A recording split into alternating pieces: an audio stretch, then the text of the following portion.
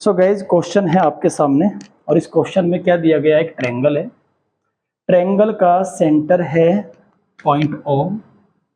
इस ट्रायंगल की each arm कितनी है, ए और करंट कितना चल रहा है बेटा, I।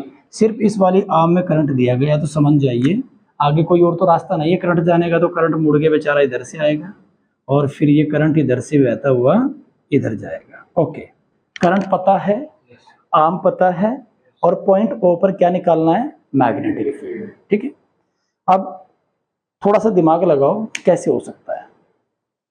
इसमें हम क्या करेंगे, हमारे पास एक टेक्निक है कि अगर हम कहीं आइडेंटिफाई कर ले कि कहीं स्ट्रेट कंडक्टिंग वायर है और उससे परपेंडिकुलर डिस्टेंस हमारे पास है, तो हम क्या निकाल सकते हैं, स्ट्रेट कंडक्टिंग वायर का फॉर्मूला यूज करके मैग्नेटिक फील्ड उसकी वजह से हम निकाल देंगे।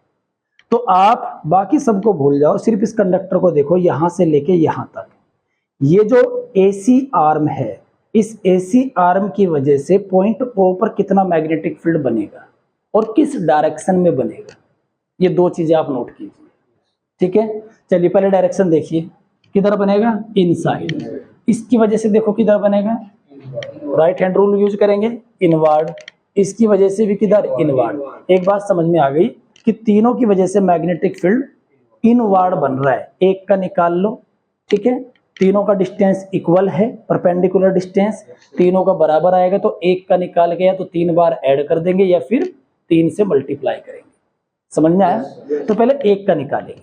अब एक का निकालने के लिए क्या करते हैं भाई, इसको मिला देते हैं, पॉइंट O तक ले आइए आप इसको, ठीक है, और इधर से इस वाली आर्म को मिला देते हैं। अब मुझे एक बात बताइए, पूरा एंगल कितना बनेगा बेटा, 120, शाबाश, क्योंकि इधर भी कितना है ये 120, ये एंगल कितना 120 120 120, 360 हो गया कंप्लीट।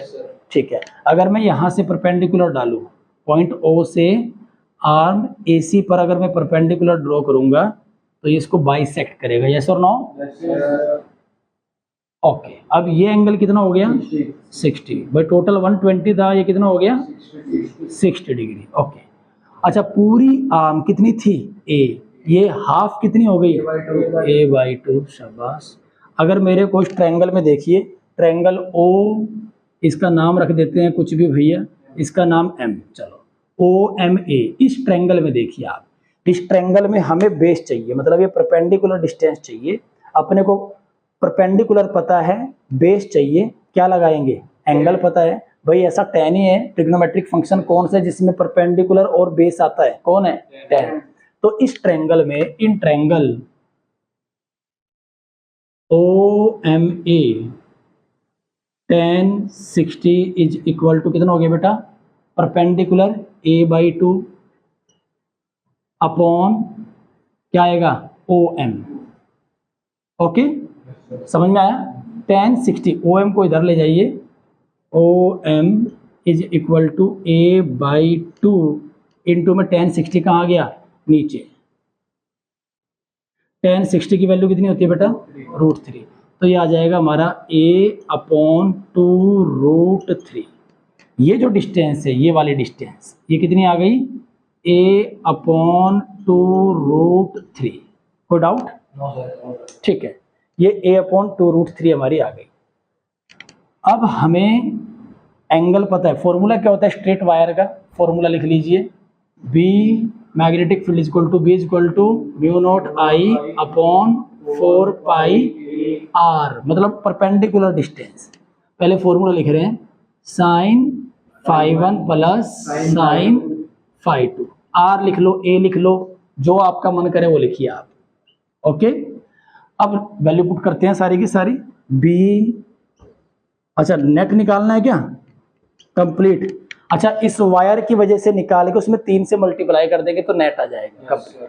तो 3 तो हमने साथ में ले लिया पहले ही भाई, पूरा निकालने जा रहे हैं। ओके, अब एक की वजह से निकालिए, कितना आएगा, μ0I अपॉन, बोलो बेटा, 4π, डिस्टेंस ये कितना है A/2√3 और sin 60 प्लस sin 60, ठीक है, 2 से 4 कैंसिल हो गया कितनी टाइम्स, 2 टाइम्स। ओके, और ये √3 से 3 मत काट देना, ये ऊपर आएगा मल्टीप्लाई में। बच्चे बहुत गलतियां करते हैं ऐसी। तो कितना हो जाएगा 3√3 म्यू नॉट आई अपॉन 2 पाई ए, यहाँ पे क्या हो गया बेटा साइन 60, √3/2 प्लस √3/2। कोई डाउट? तो कितना आ जाएगा अब, √3/2 को ऐड करेंगे तो 2√3/2, 2 से 2 कैंसिल, √3 बच गया। तो √3 की √3 में मल्टीप्लाई करेंगे तो कितना आ जाएगा 3, और 3 3 जा 9, 9/2 mu not I upon pi A Tesla. और डायरेक्शन किधर है, इनवर्ड। ठीक है, डायरेक्शन इसकी इनवर्ड है, अंदर की ओर। ये हमारा इसका आंसर आ गया। जल्दी जल्दी नोट कीजिए फटाफट।